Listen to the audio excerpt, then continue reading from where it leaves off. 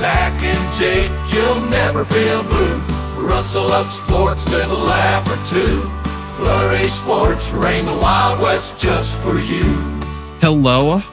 Happy Monday night for those watching live. If not, welcome back to the Flurry Sports Podcast, the audio version. If you would like to join the chat live, definitely subscribe to the Flurry Sports YouTube channel or on Twitch or Twitter. X, I suppose, if you want to call it that. We will be using X later on in the show. We got a special guest. Grok is with us. You may be. Did Zach say Gronk? I did not. I said Grok. But we got some stuff to talk about first. Jake Osmond's with me. And if you guys have any questions for Grok, for those who know what Grok is, drop them in the chat. And all your questions will be answered soon.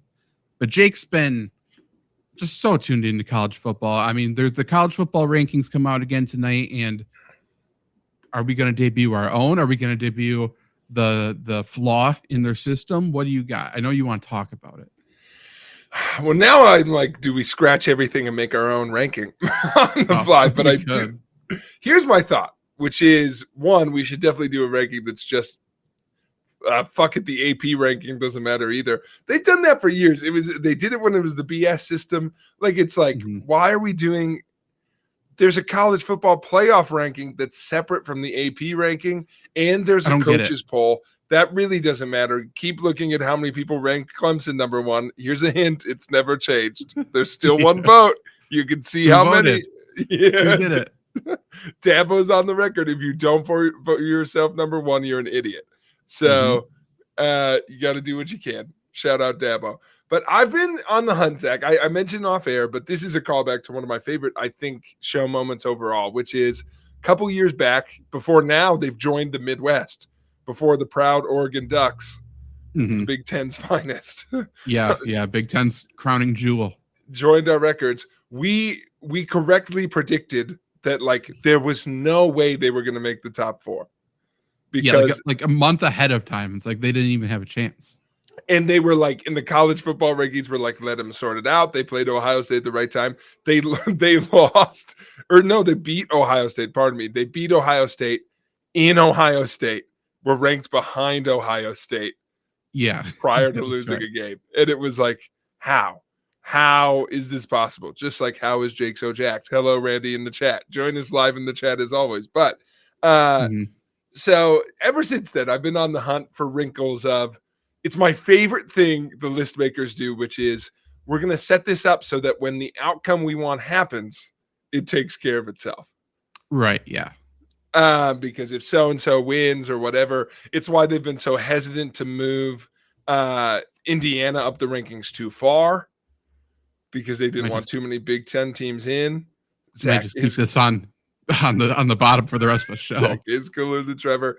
But Zach, here's what we have a real predicament on. I'm going to use this moment to make sure we remind folks of what the new playoff format looks like. So, right. Yeah. Because there are 12 teams who are going to make it here. So now everyone's eyeing the top 12. And currently, I'd like to draw everyone's attention to that 12th position. Ominously held by, I would say, outlier at the dance, Boise State. We should announce we are doing this before rankings are updated in real time tonight. And you're looking at the actual playoff rankings. These are the actual playoff rankings. So let me read these out to you. This is, after the week, but before the rankings are updated. So right now, it's Oregon 1, Ohio State 2, Georgia 3, Miami 4, Texas 5, Penn State 6, Tennessee 7, Indiana, my favorite, 8, go Hoosiers. Same. BYU, my nemesis, 9. Fuck Come on. Notre Dame, they beat K-State. Notre Dame 10, Alabama 11, Boise State 12. So they're right there. Outside looking in, SMU, Texas A&M, I would say most notably Ole Miss at 16 after a win this week. So those are the factors. 2 teams in the top 12 lost. As mentioned just now, Georgia lost to Ole Miss. Yeah. So they'll have to come in, but Georgia won't have to go out. So that'll be one question there. Correct. Yeah. We'll get back to you, Boise State. 2, Miami lost Yeah. to fucking Georgia Tech and has Right. barely won. Everyone's like, Miami is just Florida State Part 2, Electric Boogaloo from last year. So here's where we lie, Zach, which is, so folks know the top 12 get in, but there are 4 automatic bids, which is Right. the 4 highest rated conference championship winners get in. So most conferences now have a championship game. If you have one, you win that. You are the one who gets automatic bye if your conference is in the top 4 ranked. Now, coming into the year, those conferences, pretty obvious, right? You have the Big Ten, SEC, of course, those two were going to go back and forth. I would say the Big 12 has been kind of up there all year. Right now, I will say a little ominously, like there might be some Big 12 shenanigans coming as well, because right now BYU is 9, but they are the highest rated. It's also weird with everyone moved because I saw Texas and I was like, oh, they're up there, not Big 12 anymore. So it's BYU as the lone Big 12 representative. Sure. Okay. And Iowa State is around there. I mean, the team that people are eyeing, but if this team makes it in, only one Big 12 team will make it, which is there any way for Colorado to make it without unseating the other Big 12 team? So that's one to watch. But they are setting this up. I'm just letting folks know we have 4 automatic bids, and then Notre Dame is an at-large in football. So they don't count towards the automatic bid. So Notre Dame is going to make it in at this point unless they lose, of course. So let's count Notre Dame in. Are they? Where are they ranked? 10. They won again, big against Florida. But I know. You're correct. You're correct. They shouldn't be in, though. Correct. So at this point, I'm assuming they're going to stay in. They'll find a way to get in. But they are, I mean, they're precarious. I almost said precocious. That's different. They're also precocious. But I will say they're in, which means for those keeping track at home, in case you're wondering what math we're going to get to, I'm just warning you now. We've added to 12 teams. All steam ahead. We are getting to we're going to get to 1 ACC team, 1 Big 12 team, Notre Dame, and then 9 SEC Big 10 teams combined. You're right. Because right now, notice how we're floating around the edge. Because as I mentioned, Miami is the only top 12 ACC team. They got whopped by Georgia Tech. So my question will be, and you'll know this is Lissy, so we won't spend too much time on this, but how far do you think they drop? Because now I think this solidifies. I think they're going to drop low enough where it's like we're putting 1 ACC team in, maybe. I think so. Now, here's what I'm rooting for, which is our friends that we started with, Boise State. Because if you're wondering who the second highest rated ACC team is, I was, because I was like, wow, Clemson and Pitt are kind of down. Pitt, by the way, was the one who got killed by the way, Pitt was not ranked in the AP, but they were ranked in college football rankings only in case they beat Miami. Or sorry, in case they beat SMU, because they have to have an AC team around there. So all that to say, Pitt got killed. The college football rankings will see that as a big win. So SMU will probably stay where they are at 13. Yeah, that would make sense. And then we'll get like a 10th ranked Miami, and then we'll see what happens. But to our friends at Boise State, here's what's about to happen, Zach. Someone's got to leave the top 10 or the top 12 who did not lose. Right. Yeah. And only 4 conferences and an independent are going to make this list. But I present the most fun option to everyone. And if you're wondering what should you be rooting for college football at this time, there is a chance that Boise State and the Mountain West get the 4th automatic bid. Oh, that's true. And I noticed that this weekend of like, wait a fucking minute. Boise State's not in any of those conferences. So if they end up ranked, they don't need to like not lose or whatever. They just need to end up ranked higher than either ACC team. Please. It would, I'd be so happy just to see Miami drop fully out after like a second loss. I know. So I did want to spend a second on time. I'm about to read you, and for folks at home, I know this. Hopefully, you're not operating heavy machinery. I'm about to read you the Boise State football schedule. Okay. To this point, I know. But I do want you to tell me what they would need to do to get in. Because for folks who don't know, the teams they played, I would say, are fine, but they have been absolutely mauling people statistically. Yeah. G&T just runs for 300 every game. Correct. So we start in August 31st, an absolute slaughter of Georgia Southern, 56-45. 11 points. But I would say their best game on their schedule, which is a 3-point loss to Oregon. Yeah, they played them tough. That's played them real tough. And then now I'm going to skip over some, right? But the ones you need to know, so that's one of their losses. So I don't think you count a loss to Oregon. I mean, it shouldn't hurt you rankings wise. No. So they've got one loss to Oregon, and I'm going to read some teams off. They beat Portland State. They beat Washington State, who is ranked. They killed 45-24. Mm-hmm. Utah State, Hawaii, UNLV was too close, but they won. San Diego State, Nevada. So listen, some good ones here. Where's their second loss? I feel like I'm missing that in here. Do they have two losses? No, they only have one, and it's to Oregon. Yeah. Which is a win. So they're actually undefeated.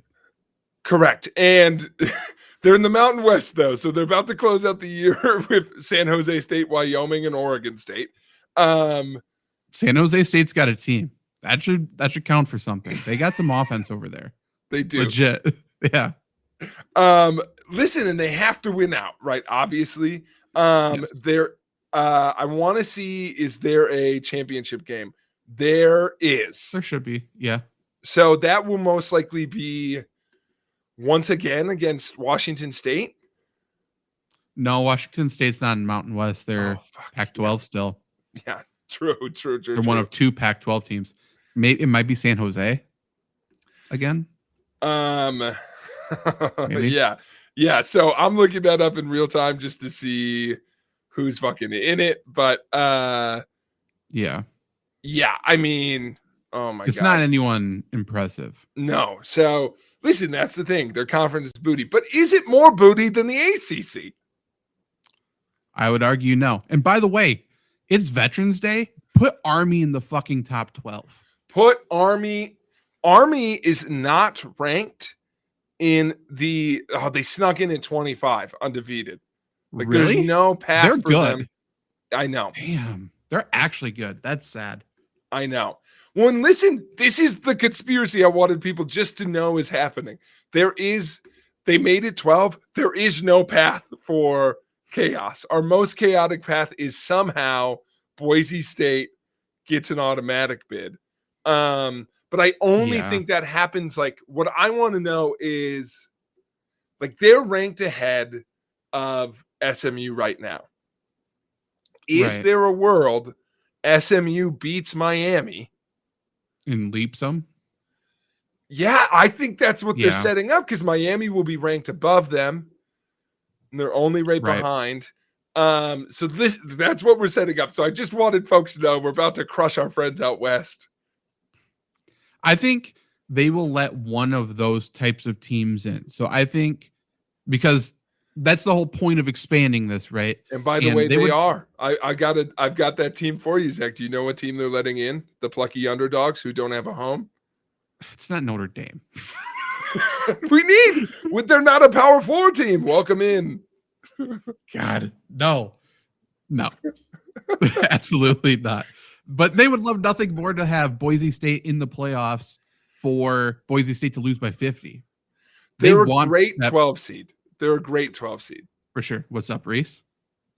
Reese joining live.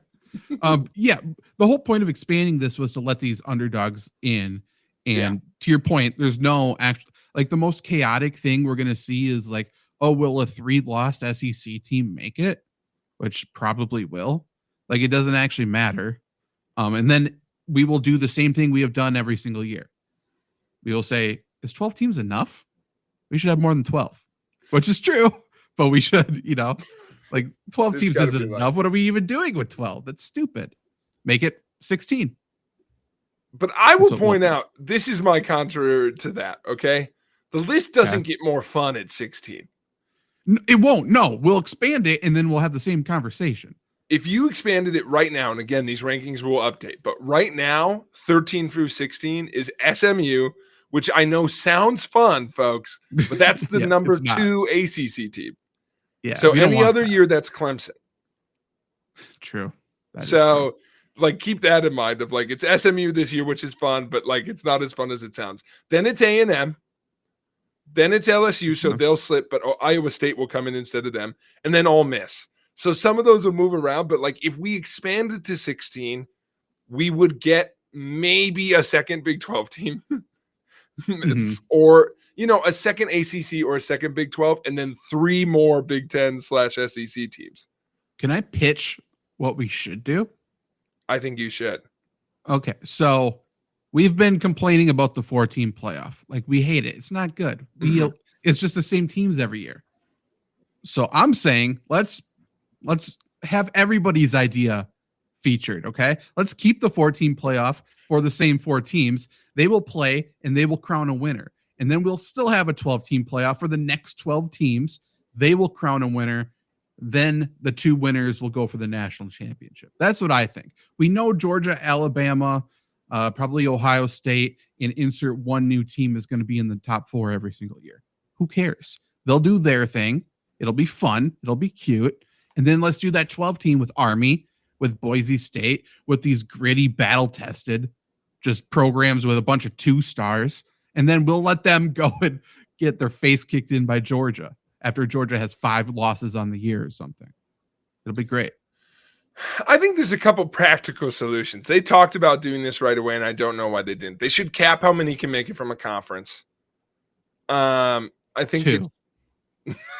I was going to say 3 feels bold, but if you do the math, like, that would be, you'd 3? fill the whole 12 with the power 4. Jay, yeah, we're doing 12 teams, 3 from each. That's 12. No, but you We're done. wouldn't. That wouldn't be what happens. You would get 3 from the Big 10 and the SEC, and you would get 2 from the other 2, and we get 2 at larges. Because here's my one thing I was going to throw out there. Fuck, no, it can't be that, because one of the at larges is Notre Dame, and it's Notre Dame. It's not fun. But, all right, solution 1: Notre Dame. Fucking pick somebody. You have to join a conference.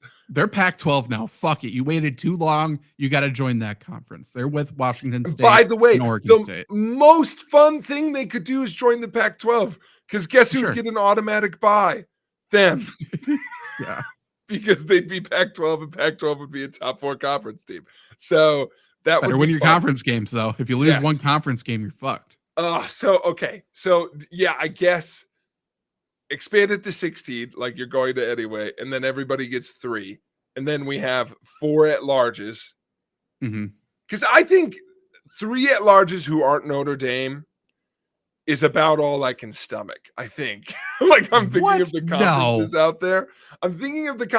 out there. Like, so that would almost always be Boise State.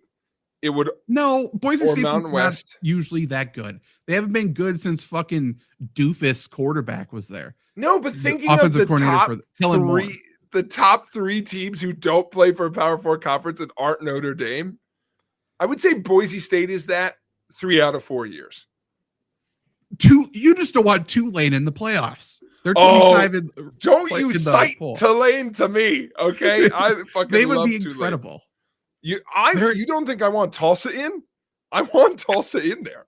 You're saying you wouldn't even be able to stomach watching those plebeians play football, like on the same field as these 5-star athletes. I'm just saying, let's talk about what we're asking for. Like, I don't know if I can name 4 at-large teams. Like, it'd be great. It'd be fun. Army should be in it.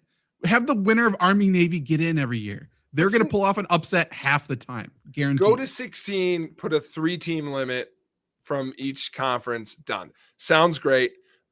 Here's what you do now until you get to that. With a 12 thing, or you don't do that, Zach, and here's what you do. Spots 8 through 12, we get to pick. The show? The people. Oh, okay. Like, American Idol style, we call in. Yeah. I mean, that'd be. I mean, what I honestly think is, if you win your conference, you get in. That's what I want.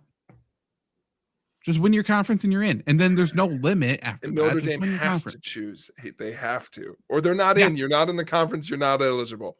That's right. You don't want to join? Fine. You don't get to play. You don't get to play with us.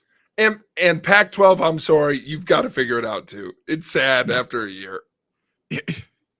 Yeah, that's pathetic. Figure that out. They're for, I think it's for basketball. They're good now. Like after this year, they figured it out. That's so like weird. I think Gonzaga's there, maybe San Diego State. It's weird. Snake Zaga. No, I know, but like they got to do something because here's the thing: that's my thing is the most fun teams in this. They have to have a system where the most fun teams are also not the most endangered teams, because you know what Big Ten team is at risk of getting knocked out. You know the world where Boise State also gets in. Fucking Indiana. Yeah. We need Indiana's the underdog right now. And they're just beating the shit out of people, and Cincinnati is just talking his shit every time. People hate him. I did not know that. I thought everybody universally loved him. No, people hate that guy. People hate him. You know how I know that Indiana is hosed? Indiana is ranked 8th. The only teams they have below them are BYU, Notre Dame, Alabama, Boise State. Alabama's got 2 losses. Boise State's in the Mountain West. Notre Dame's a plebeian. BYU's BYU. And Indiana is undefeated in the Big Ten and can't pass Penn State or Tennessee or Texas. Damn. If Indiana wins out, though, if Indiana gets to the Big Ten championship and loses to Oregon, are they out? No, because that means they beat Ohio State. I'm not sure if that matters. They're on the same side, aren't they? Oh my God. No, Talk about things I think that don't matter. Big Ten conference divisions. I think they'll beat, like I'm saying, if they beat Ohio State and lose to Oregon, 1 loss, I think they'll take them out. Because they didn't play anybody else. Big Ten. Who makes the Big Ten championship game? They got rid of divisions. Oh, that's right. I think it's just top 2 then. Okay. So how do they decide that? Because technically Penn State's ahead of Indiana has to be ahead in the conference, right? Okay, I'm on it. This is real-time research. Big Ten. We need our own tournament to decide the Big Ten champion. We can do 1 quarter of action. Do 7-on-7. No, I don't like that. We need offensive linemen. Okay, here's what happens, Zach. All right, you ready? Okay. This is the Big Ten conference standings. As of today, Indiana and Oregon tied for first, undefeated. Great. Okay. Then Ohio State and Penn State tied, 1 loss. Okay. And then teams that don't matter, Iowa. So in those top 4, obviously, I think it's almost certain then. So either Ohio State or Indiana are in. Yeah. The loser might be out, but the winner's in. The loser is almost certainly out. Because they would need Oregon to lose. Right. And that's not going to happen at this point. They got their gladiator shit going on right now, and they're too good. But I will say, at least as it's wrote, I don't know what the tiebreaker is here. As it's written in the standings, Indiana's first. So I guess the most fun outcome is Indiana loses to Ohio State, but Oregon also somehow loses. And then the championship game, I believe, it'd be a 3-way tie because Oregon beat Ohio State, but Ohio State beat Indiana, who didn't play. Right. So maybe they'd still screw over Indiana, but otherwise I think it might be an Indiana-Ohio State rematch. Ooh, that'd be great. I would love to eliminate Ohio State that way. So here's the question, which is Indiana. What is their path in? Is there a path besides winning the whole damn thing? I think if they beat Ohio State, they're in. If they, yeah, that would just mean they lose in the Big Ten championship. Most likely, they're probably in at that point. But a loss to Oregon, listen, that's the only thing Depends on Boise State in the hunt. Are you saying they're going to be hypocritical with this? Yes. Yeah, 100%. By the way, am I thinking about the ways that Boise State could somehow sneak in? Absolutely. Does Indiana pull Boise State over the line with them? That would be a great tale to tell. First playoff like this, that'd be awesome. We also need, the only way BYU needs to make it in is if we get BYU versus Notre Dame and BYU eliminates Notre Dame. That's a fun outcome as well. That's true. Okay, now I'm looking at the SEC rankings. They're also their top two make it in the championship game, right? Yep. Right now, that's Tennessee and A&M. That'll be different though. They got at least 4 teams in the playoff. I'm just wondering, Texas A&M is not going to lose the. Oh, never mind. Texas A&M plays Texas the last game of the season, so that'll take care of itself. Because Texas is right below them. So, because here's my question, which is there any world? This is the fucking problem with the system. There's no way Alabama or Georgia are going to get a third loss by the end of all this. They might, and it won't matter, but they might. It's true. There will be a 3-loss team in the playoff. I can guarantee it. By the way, if we were going to pick a third at-large team, let's say we went to 16 right now.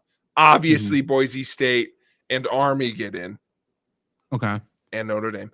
And then we've got one left. I think it's not an at-large team.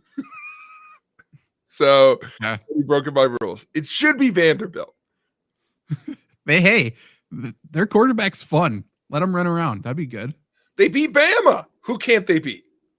That is true. They can beat anybody. And that's what this tournament's about. That's what March Madness is about. By the way, here's the bummer. I'm so excited about the playoff. I want Boise State in, but these teams in the conferences are fun. Like the Big Ten's got Indiana, the SEC's got Ole Miss. Like there's some fun teams in there. Yeah, and at the end of the day, it's still college football, and it still doesn't matter. That's true. Which is why, Zach, we now move to the NFL. That is right. And is this the time to bring on our guest for today? I think so. Let's bring out our guest. Okay, so everyone, introducing Grok. Okay, welcome, Grok. For you who do not know, and for you listening at home and not watching, it's going to be very visual from here on out. We got the AI from Twitter joining us, and we'll be asking questions. If you are in the chat, definitely ask anything, and we will ask Grok.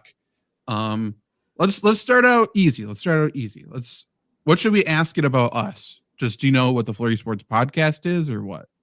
Tell me about the Flurry Sports Podcast. Tell me about the Flurry Sports Podcast. Okay. It better say award nominated. The Flurry Sports Podcast is a sports commentary show that brings a unique perspective to sports talk. Here's an overview. Jesus. Jesus Christ. Okay. Hosted by Zach Bruner and Jake Osmond, and sometimes other personalities like Trevor Lane and Luke Reimer join for discussions. Primarily focuses on sports. Podcast often diverts into other topics, providing a blend of sports analysis with humor, pop culture, and sometimes unrelated subjects. Very true. This is actually very good. Cover various sports. They also engage in a draft style segments where they draft anything from best sports video games to the funniest moments in TV show like Scrubs. Very good. Good to know what they want us to bring back. That's nice. Yes, I know. Format, there's segments, and then there's games and drafts. Very true. This is more detailed than what we talk about, but great. Audience interaction. Any of you in the chat, Randy, ask it questions.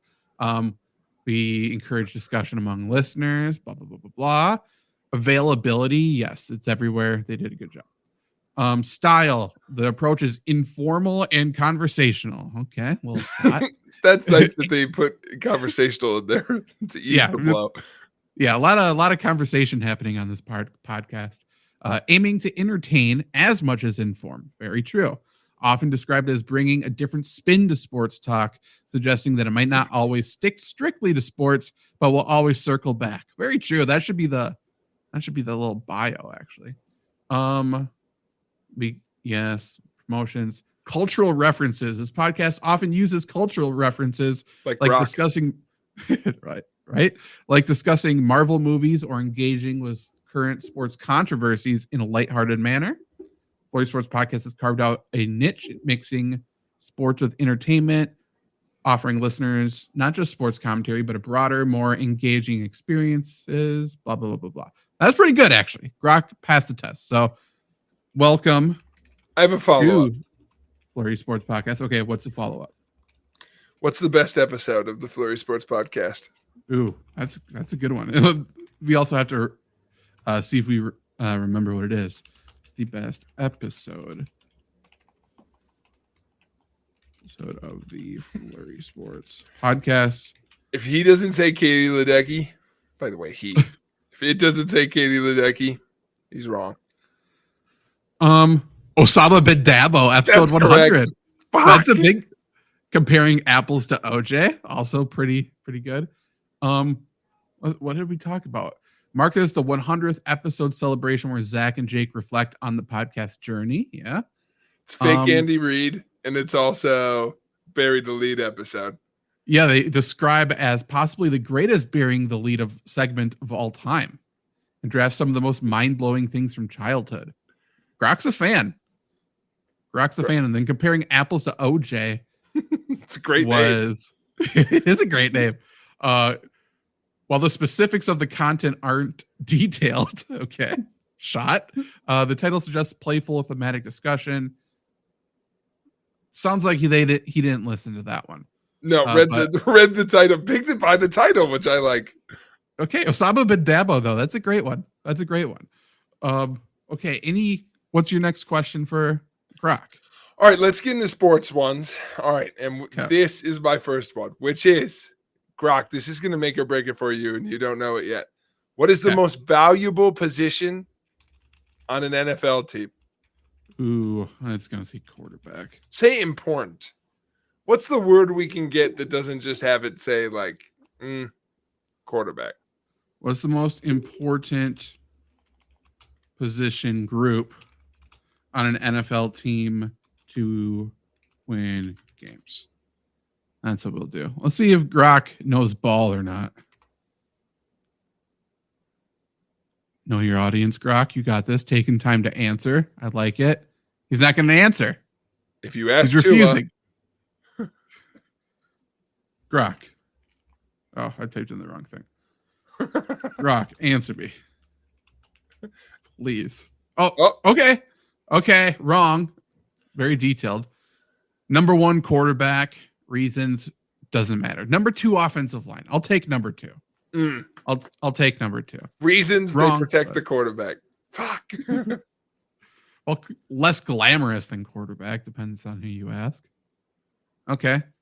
Actually, because it just popped into my mind for some reason. Did you see the Jerry Jones comment about the sun yesterday? Wait, no, I did not. Okay. Let's take a second here. The Jerry Jones quote. Jesus, I can't type. About the sun yesterday. So, there was a touchdown that a trip to the red zone. The CeeDee Lamb had the sun in his eyes, so he couldn't see the ball. Here we go. Okay. So frustrated Jerry Jones had some comments. This is one of my favorite things of all time. So comments about the sun impacting AT&T Stadium. Jerry says, by the way, we know where the sun's going to be when we decide to flip the coin or not. We do know where the damn sun's going to be in our own stadium. So then they asked him, why not put curtains over the windows? Well, let's just tear the damn stadium down and build another one. Are you kidding me? Everybody has the same thing. Every team that comes in here has the same issues. I'm saying the world knows where the sun is. You get to know that almost a year in advance. Someone asked me about the sun. What about the sun? What about the moon? which is What About the Moon is a killer end. Yeah. It's so good. What about the sun? What about the moon, assholes? Jerry Jones is on one. He's in his bag right now. This is prime Jerry Jones era, I think. He's got it going. This is a typical thing that happens, right? I love when people do this, defensive people, where it's like he doesn't think anything's his fault. And then you throw something at him that's actually not his fault. The indignation. Yeah. It's so What About the Moon episode title, by the way? What About the Moon? So good. Grok, give us a segment. Do you have to address it like that? I love that you're being so formal to it. Well, he's our guest. He's our guest. Fine. Hey, no, I like it. I like it. I was just asking. You've done it a couple times now. I like it. I'm okay. Hey, you. We're just gonna keep it informal now. Give us a segment of the biggest headlines from NFL Week 10. Okay, here we go. New research intern, Grok. Honestly, who needs interns anymore? Chiefs remain undefeated. So what's your thoughts on this, Jake? Chiefs block a field goal. The Broncos were going to kick a field goal for the win. Chiefs block it. Clearly, the NFL's rigged because they blocked a field goal. This is like the defining one. Everyone's like, I didn't think the NFL was rigged until yesterday. But after they blocked a field goal, come on. How does the best team keep finding ways to win games, Zach? Listen. So stupid. Here's the argument I think we need to be having. It's not rigged. It's so dumb. We're spending time talking about the wrong things, which is, this is my thing. I think we're starting to come over this hump. They've barely won so many games, Zach. I'm starting to think they're overrated. Like beforehand, they were barely winning games, and I'm like, oh, they haven't even played their best football yet. And now I'm like, we're like reaching Vikings levels of like, I don't think you can keep doing this. Hey, they're finding new ways to win every week. That's what I like. I understand they're not the Vikings. We saw what Sam Darnold did yesterday, and they won because they played Mac Jones. Congrats. Chiefs are good. Don't you even worry. They're going to win the Super Bowl. We'll all be shocked. It'll be the greatest storyline of all time. It'll be fine. Kyler Murray's MVP case. Go fuck yourself. He played fine. He played good. You're going to hate that one. Jets sucked. Panthers prevail over Giants in Germany. Is this the best football game of all time? I was having so much fun with we sent the worst game ever to Europe. Yeah, it ended up being a good game. It was. Listen, we haven't talked about this in a while. There's a thing that happens in the NFL where I love when two terrible teams play each other and the game's good. Yeah, I mean, sort of a must-lose situation, but the losing team's going to fire their coach probably soon. And the Panthers just got themselves a draft pick. Great. Right. It was Bryce Young, though. Bryce Young coming back in. Both teams fucking fumbling the game away. It's so pathetic. And it makes me so angry. Bryce Young is acting like a kid on the sideline, jumping up and down because he's excited he did something successful. It's so perfect. The game got so out of hand. It should have never gone to overtime. It goes to overtime. Giants win the toss. Oh, my God, they're going to survive. Wrong. Fumble. Yeah, no. I can't believe that. Fumble, other direction. Panthers still almost turn it over, make the field goal. It seemed likely that the Panthers were going to miss that field goal. I thought that was almost guaranteed. Yeah. That's what I really wanted. I know. But that game, the crowd went nuts because the ref spoke Spanish a little bit. Rich Eisen practiced overtime in German. I think he spoke German in Germany. Oh, would have been funnier. Hola, ¿cómo estás? Fuck. No, it was German. It was all German. And it was Hockey Lee. It was Hockey Lee. He did a great job. I love Hockey Lee. He's getting up there in like the territory of his dad. He's doing good. This is going to help him out. This is going to help him out. Sure. No, that was crazy. I'm kind of in on the toilet bowl side of things. What do you think of Bryce Young being back in? What was the plan? So he could sit and watch how you're supposed to run a team for a couple of weeks, learn how you're supposed to actually act. Apparently, For a couple of weeks. All you needed was a couple of weeks. You just needed to take a breather. Anthony Richardson's getting a breather right now. We'll see if the Bears do it with Caleb Williams. I'm sure it won't hurt the development of any of these guys. It'll be great. Such ass backwards way of doing it. So commit to something. You know what I mean? Bench them or start them. Don't flip. It's honestly, if we were ever going to make like a video about Dan Campbell, I think we should call it "Commit to Something." Honestly, don't know what you're going to commit to, but commit, baby.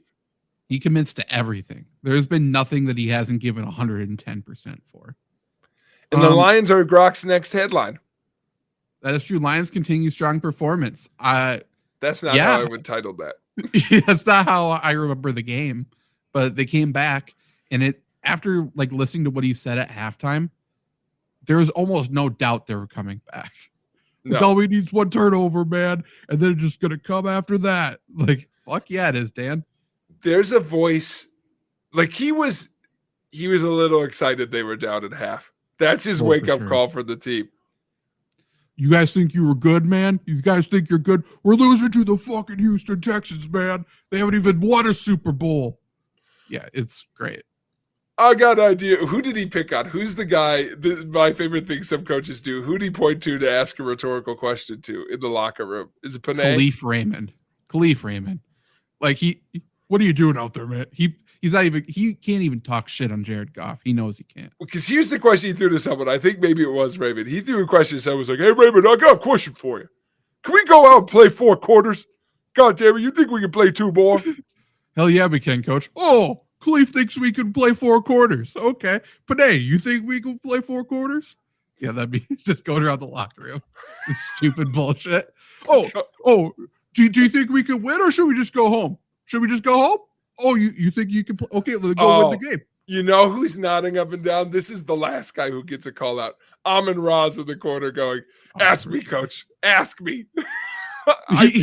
He never gets asked though. He's the guy who doesn't get asked and he gets his feelings hurt. 100%. Not you, Frank. Frank's always last. That's right. Rank now. Right. Always rank now. Oh God. Every team needs a rank now. Here's the real question with the Lions, Zach. Are they doomed? Because I think we're a little doomed. This feels like the peak. For sure. I don't know if it's the peak, but there's a valley up ahead. This is foreshadowing. Yeah, it is. The Lions, their luck's going to run out at some point. This is going to happen in the second half of a game versus the first half one of these times. A big game. Like, it's going to be the conference championship. They're not even going to get to sniff the Super Bowl. They're going to be out. It's so unfortunate, but I do think you're right. It feels too obvious. I hope I'm wrong, but these kind of stink. Eagles are good, by the way. Defense shines. You wouldn't know it by listening to anybody. Eagles are a good team. Yeah. Bears offensive struggles. Wonder what's happening there. Maybe it's their offensive line. Herbert heroics, I guess. Saints under new leadership. Rizzy, new coach. He's fun. He clogged a toilet, I think, at halftime. I think that's what he said. So glad he shared that with everybody. Interim coaches in their first game continued their winning ways. Now 18-15 all time. That's incredible. That post coach firing bump is awesome. Mm-hmm. Giants quarterback dilemma. Jake, that's another good, by the way, sorry, I just don't want to miss it for our visual book. Another great football cliche. Do it for the guys in the room. Oh, for sure. Do it for the name on the front, not the back. That's right. Miracle. Let's see if Grok, can you read what's on the screen, by the way? Yeah, a little bit. Okay, I'll zoom it in if we need to. Can you give us a script for the Flurry Sports Podcast? Oh, no, I can't. I went full screen. The future's now. Oh, nice.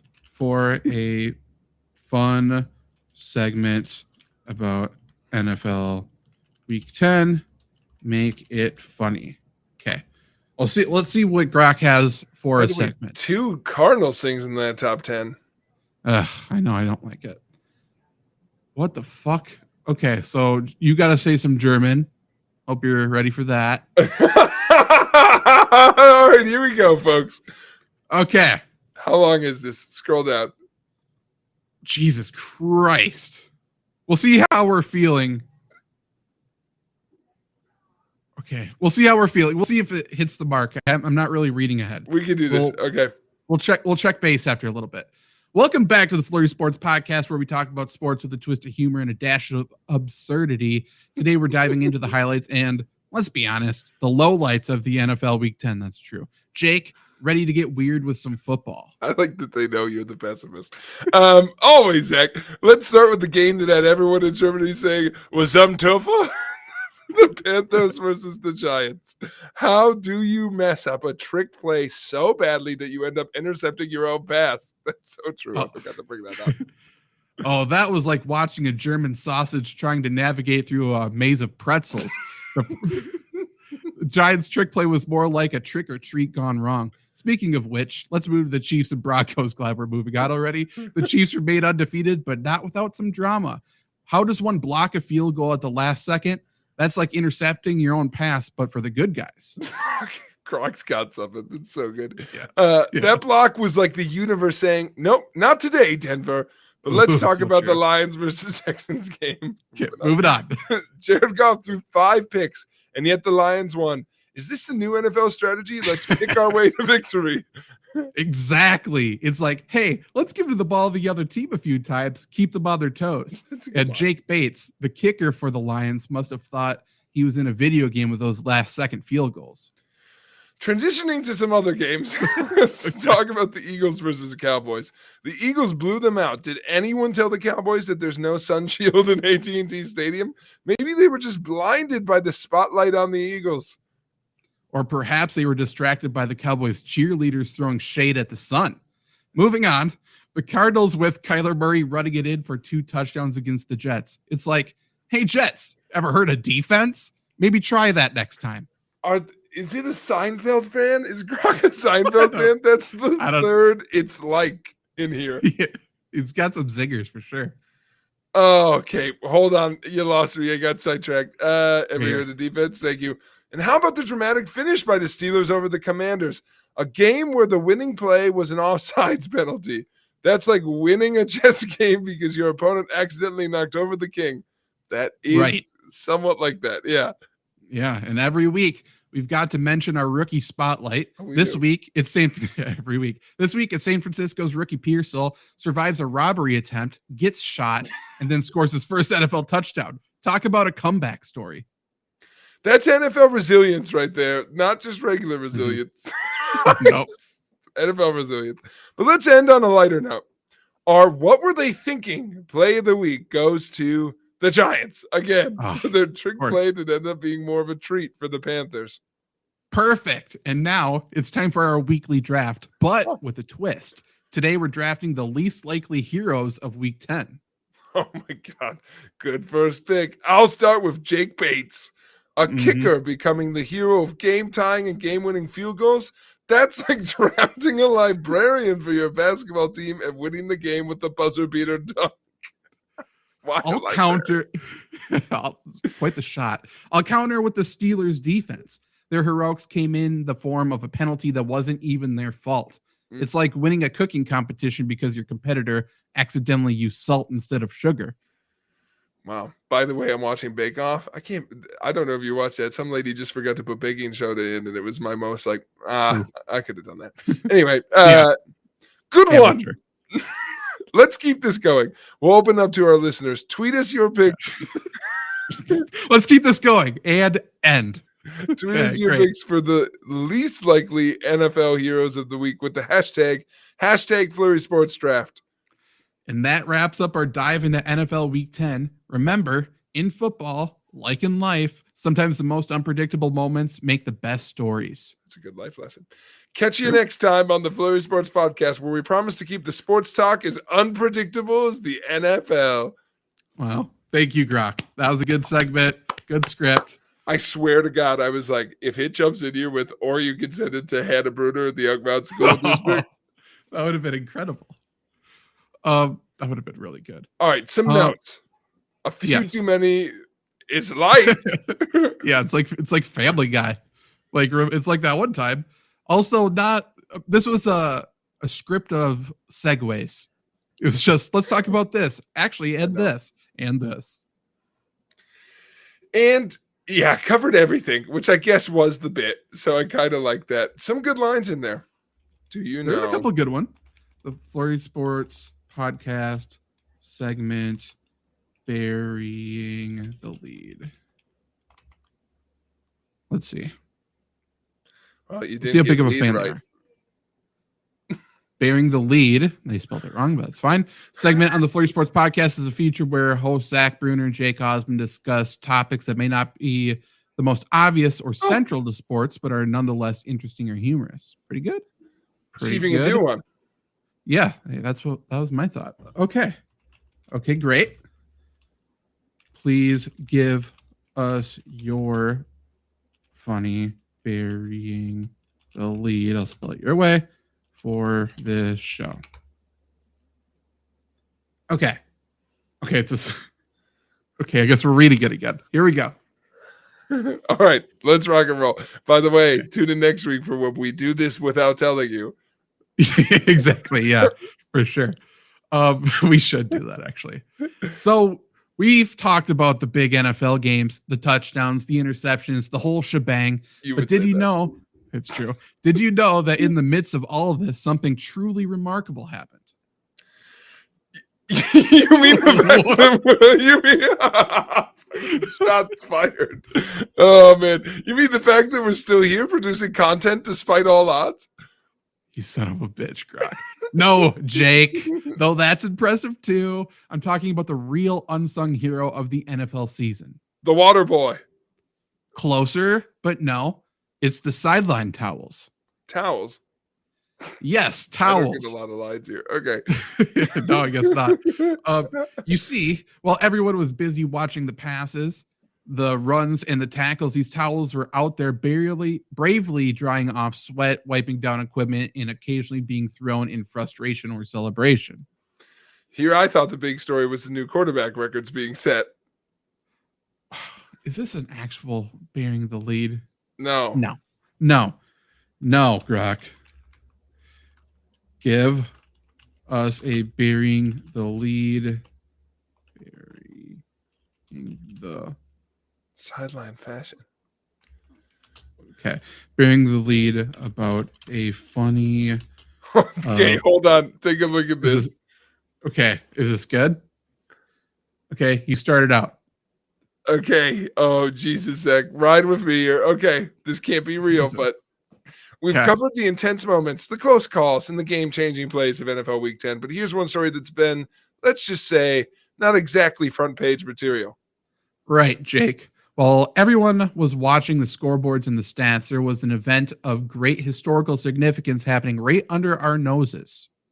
You're talking about the monumental achievement in sideline fashion? Not quite, but you're on the right track. We're talking about the first ever official emotional support mascot at an NFL game. God, we've got cultural jokes. This is the Elon thing. Emotional support mascot. Is that a thing now? It is now. During the Bears versus Packers game, amidst all of the tension, a fan brought not just any mascot, but an emotional support cheesehead hat. A cheesehead hat? Yes, but not just any cheesehead. This one had googly eyes, a tiny Packers jersey, and was named Bree. Bree provided comfort to fans in distress over the game's close calls, offering a soft foam piece to rest their sorrows. That's actually kind of brilliant. And here's the kicker. While the game was being decided by inches and seconds, Bree was on the sideline being petted by both Bears and Packers fans alike, fostering a moment of unity in an otherwise divided rivalry. So while we were all fixated on whether the quarterback would throw for 300 yards or if the kicker would make the field goal, the real story was the NFL's first emotional support mascot promoting peace and cheese. Exactly. This could be the start of a new tradition. Next thing you know, every team will have their own support item. Imagine the possibilities: emotional support footballs, emotional support goalposts, emotional support referees. Now that's a game changer. So there you have it, folks. Well, we were all caught up in the drama of the game. The real heartwarming story here was right here under our noses, or rather on someone's head. That's burying the lead for the day. Remember, in the NFL, every game has its heroes, seen and unseen. Okay, I'm going to give them one more chance. Give us a burying the lead about a funny should we give them a person? I'm going to give them an example and see what they do. Great. Event that has been forgotten, like Manu Ginobili killing a bat during the game. Or Carlos Boozer, of course, punching a ref. Still the best video on YouTube. Yes. So, with all the talk about the latest NFL games, you might think we've covered all the bases, right? Right, from the touchdown that shouldn't have been to the referee's questionable spot, we've dissected it all. Well, let's take a moment to remember a legend, not for his plays on the court, but for an offbeat moment that's as iconic as it is hilarious. Oh, sorry, I'm reading it. I think it's reading our segment back to us. Wait, what are we talking about? No, they did give us a. Let's just watch this for a second. Oh, someone did it for Halloween. That's pretty good. That is good. And attaboy Manu. Okay. No, come up with your own funny story for us that is like this, but for another athlete.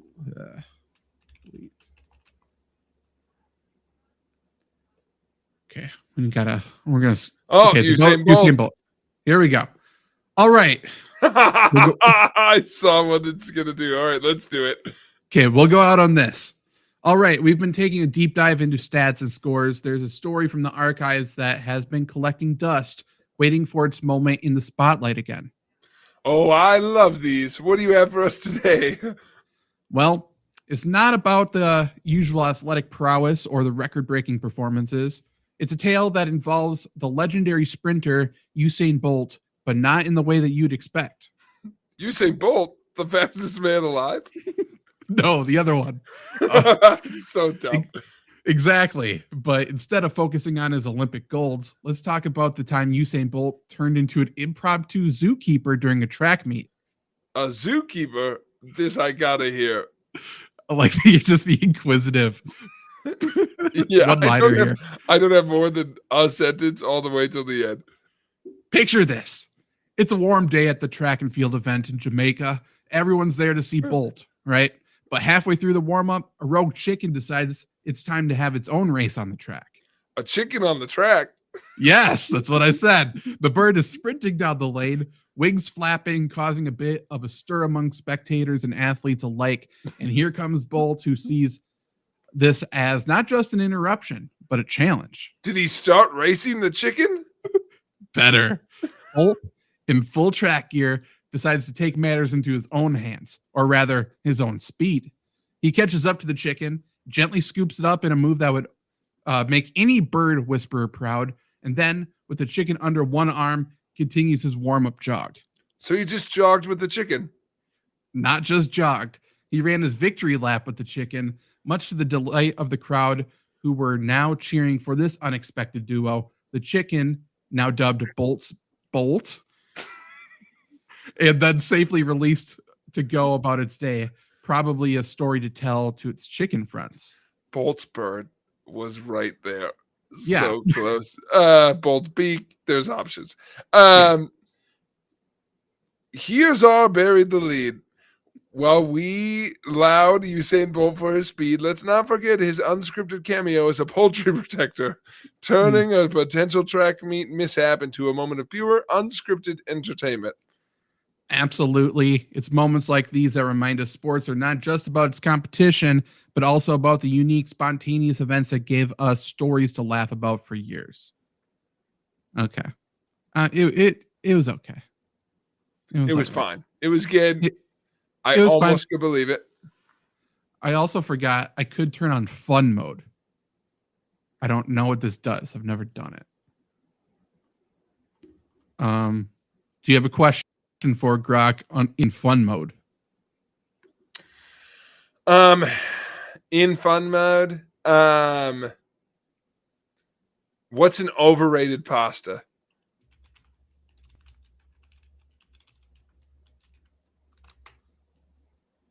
Okay. Oh, pasta. The beloved carbohydrate vehicle. Okay, this isn't fun. Of the culinary world. If we're talking overrated, spaghetti gets thrown onto the pedestal like it's the pasta This equivalent sucks. of a rock star. Yeah, it does. Okay. Give us one athlete you can't stand. I want Grok to take some shots. Let's keep this lighthearted, shall we? Okay. Stirs the pot of my patience is LeBron James. LeBron is undeniably one of the greatest basketball players, blah, blah, blah, blah, blah. The flopping. Okay.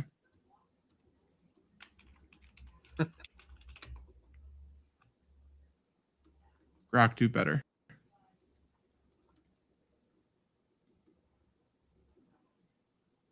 Okay. Elon stinks. That's what we're gonna. Let's see if I'd like to think this is just an extension of Elon, so we'll see.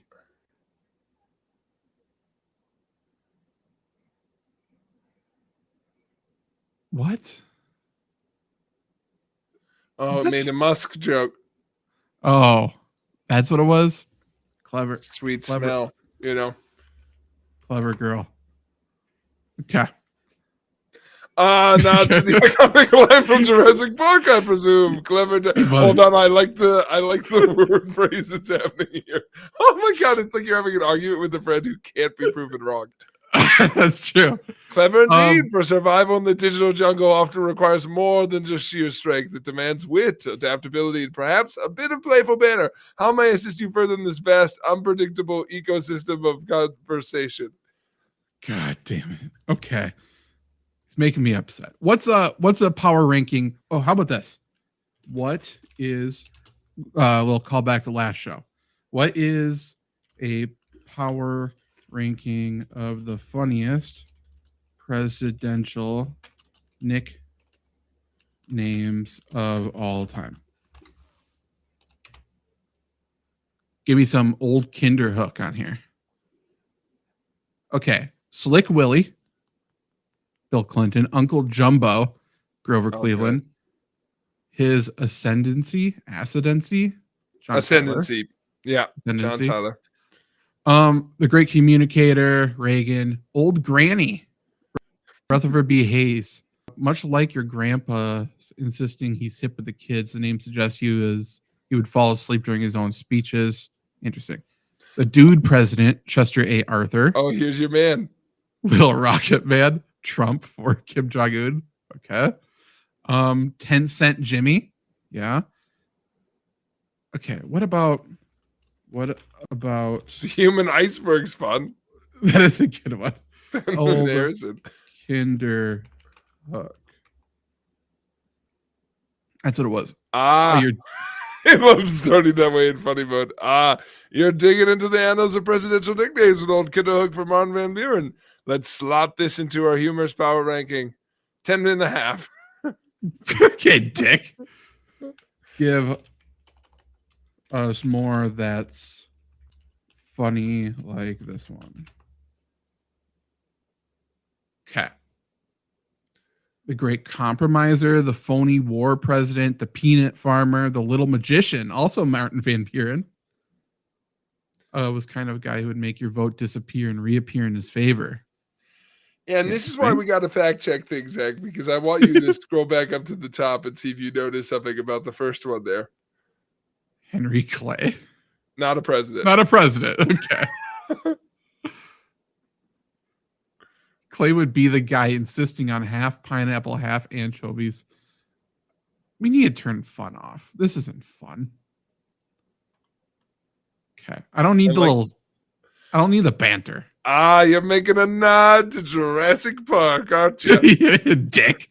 Okay. Okay, let's get one last power rankings or draft or something. What is the best pie for Thanksgiving? Okay.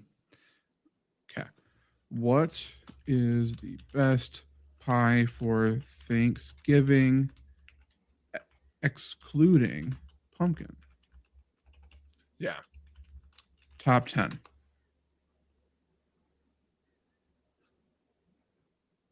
With a dash Pecan of humor pie? and a sprinkle of cosmic perspective. So stupid. Apple pie, sweet potato pie, cherry pie, key lime. Transport Pecan yourself to #1. the Florida Keys.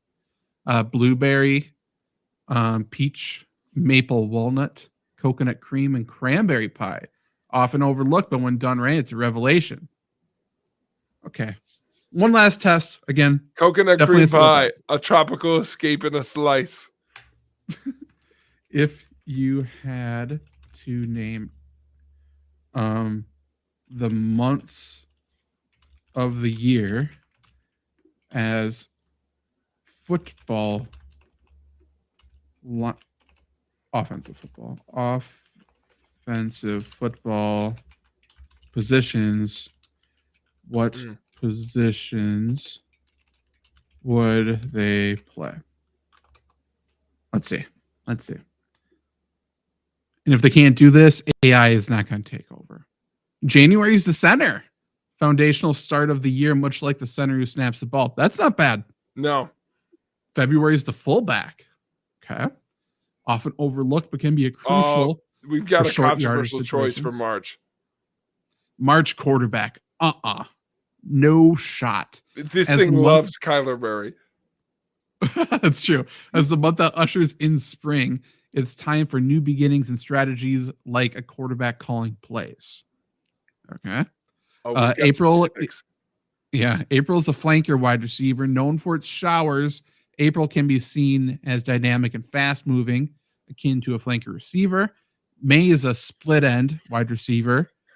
With its growing and blooming, May represents the receiver on the outside looking for space, ready to catch the long passes and make plays.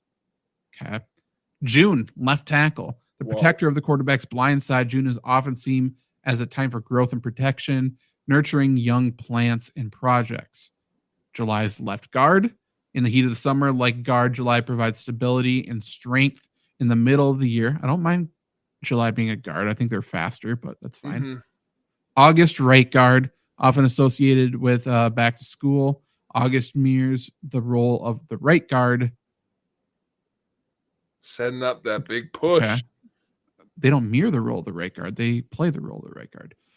September, right tackle, transition into fall. September is about maintaining momentum. October is a tight end. This month can be versatile. It is when things start to cool down, but can also be spooky and unpredictable. George Kittle is an October tight end. 100%. I would say. Yeah. November, running back. Disagree. With Thanksgiving and often the kickoff to the holiday season, November is about moving forward, gaining yards, and scoring points. I would say every month is about moving forward. And December is an H-back, a hybrid position. December combines the elements of the end of one year, the beginning of the next, much like an H-back can serve as both a blocker and a receiver. Make December a second tight end. I'm kind of in on that. Here's my favorite thing I've observed here. All right. This is my last take. Every other one, it's a metaphor. November. What is November about, Zach? Let's remember, as we're sitting down our Thanksgiving dinner, let's truly remember what it's about. It's about moving forward, gaining yards, and scoring points. Similar to a running back. I often think of that with November. Remember that November is about gaining yards. You don't think July is a fast, short running back? Because it is. What are you talking about? You caught me in the moment of oversight. Let's adjust it then. Considering July's historical significance with Independence Day celebrations, July's a tailback with its fireworks, barbecues, and the peak of the summer heat embodies an explosive and dynamic nature of a fast, nimble running back. This position is about speed, agility, and breaking away from those long, memorable runs, much like how July tends to sprint away before you know it, leaving a trail of fun memories. Okay, we don't need the last part. I've got the last one for you. Don't you think March will throw too many interceptions? Yeah. Don't you think March will throw too many interceptions or start to suck once Call of Duty comes out? Duty comes out. Okay. That last part through it. It doesn't know what to do. He caught me. Oh, even says Kyler Murray. Okay. So while it's amusing to think that players might prioritize gaming over football when the new Call of Duty comes out, most athletes balance their commitments well. If there's a dip in performance, it's most likely due to a multitude of factors. Nah, just. Why do you like Kyler Murray so much?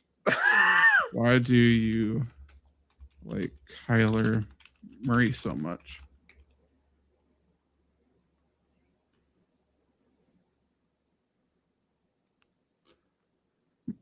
It's based on a combination of his performance stats and his impact on the game. No kidding. God, this thing fucking loves. Rank him. He ain't good, bro. Comes from varied opinions as seen. Jesus. In some, whether Kyler Murray is considered good or not might depend on what one values into a quarterback. His talent is evident, but his consistency of his performance is where debate arises. Okay. Well, that's why I do football analysis and you make bad jokes. Fair enough. Looks like I've been caught trying to mix humor with sports analysis. It's a risky play indeed. In the field of football analysis, hold on, turn on funny mode. Type that same thing back.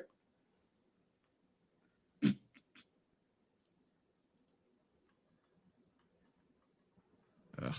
Let's see the difference. So this one, it's like, I see what you're saying. That's okay. Yeah, this next one's not going to be. That's good. Okay. Oh, it just repeated it. Why do you think you're so bad at football analysis and I'm so great at it? And funnier too. This is your mom joke. I can feel it. Well, let's break down this play. Okay. Glad you admit humor is incredibly subjective. Yeah, right. You seem to end up okay. It's being very supportive. Which member of the Flurry Sports podcast is your favorite? If this fucking says Trevor, we end the show forever. What is that?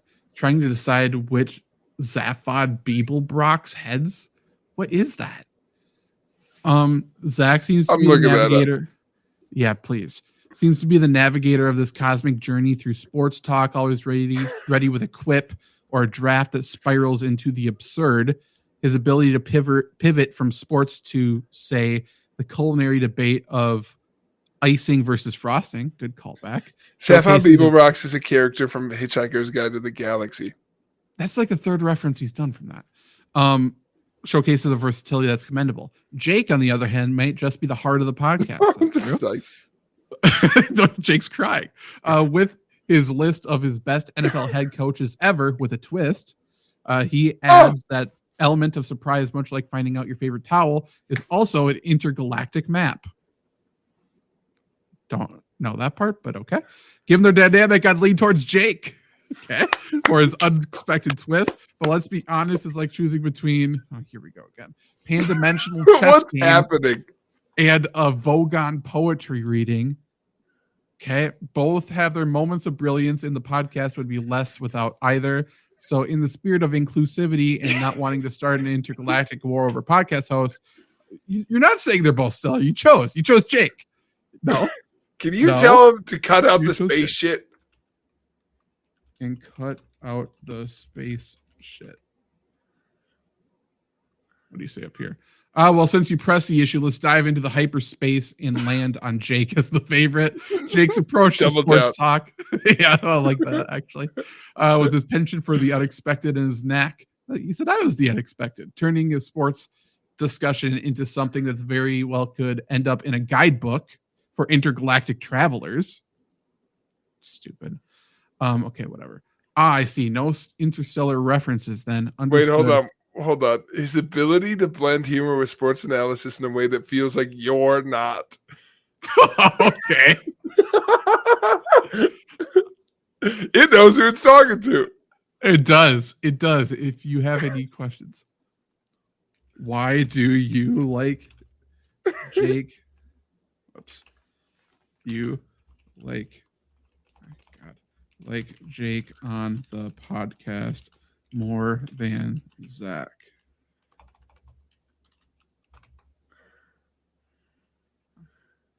Jake's appeal can be broken down to a few key points. His humor style. Jake seems to bring a certain unpredictability. So fucking unpredictable, dude. I'm so fucking unpredictable. He loves it. You're a loose cannon. Like, don't know what's coming. His style might resonate more with those who appreciate a mix of sports with a twist of the unexpected. Engagement. He engages with topics in a way that feels inclusive, making listeners feel like they're in on the joke or part of the conversation. This can create a more personal connection with the audience. Memorable segments. Jake's segments or takes often leave a lasting impression. Whether it's his unique list, drafts, or takes on sports, there's a flair that makes his contributions memorable. That's cool. Dynamic with Zach. The chemistry between Jake and Zach is what makes the podcast enjoyable. However, Jake's ability to play off Zach's more straightforward delivery with his own humorous offbeat responses can elevate entertainment value, making his presence particularly noticeable. This is kind of weird. Like, it's like opinions that are like listening to the show. I don't know if I like that. It is interesting. I think it's finding things that I will say my theory is you've typed some of this up in descriptions of episodes. I would also guess you are more kind to me in descriptions of episodes than you might be of like yourself. Like, I know there are episodes that's like Jake brings a weird twist. And I think, I don't know if you ever say anything about you. That might be true. I do know, at least on Apple Podcasts, there's like a full transcript of our podcast. I almost wonder if it's running. I mean, it has to run that. It feels weird that it knows, it might be bullshit, but some of the, like, how I talk things is a little weird. Yeah. What state does Jake hate? Ooh, what state does Jake hate? We're ending on this, by the way. It's been mentioned on the show.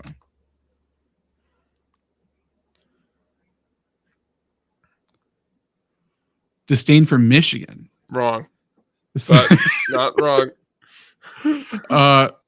It's captured in a post on X where it's, oh no, this is not you. He doesn't. Wow.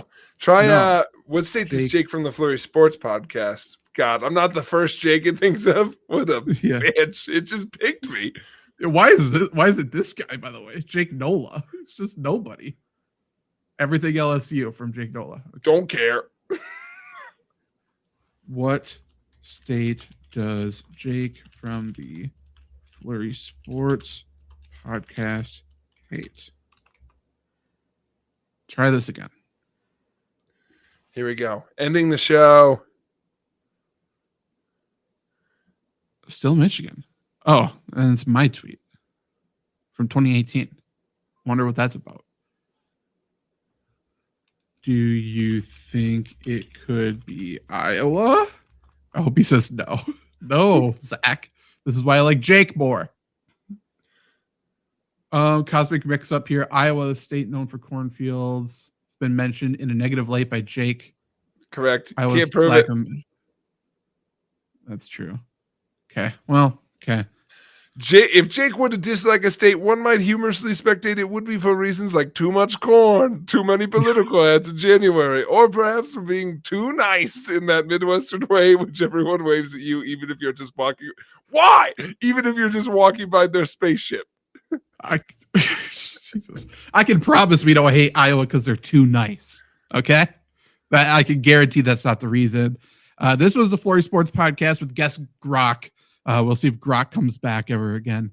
But definitely subscribe to the show, whether you're listening to it or you are watching it on YouTube. And let us know if you want us to do another segment with AI like Grok and what we should do. Because I think there's possibilities here, like the script that we read off was fun. We could do more like that. So let us know. See you next week. Goodbye. Go boy.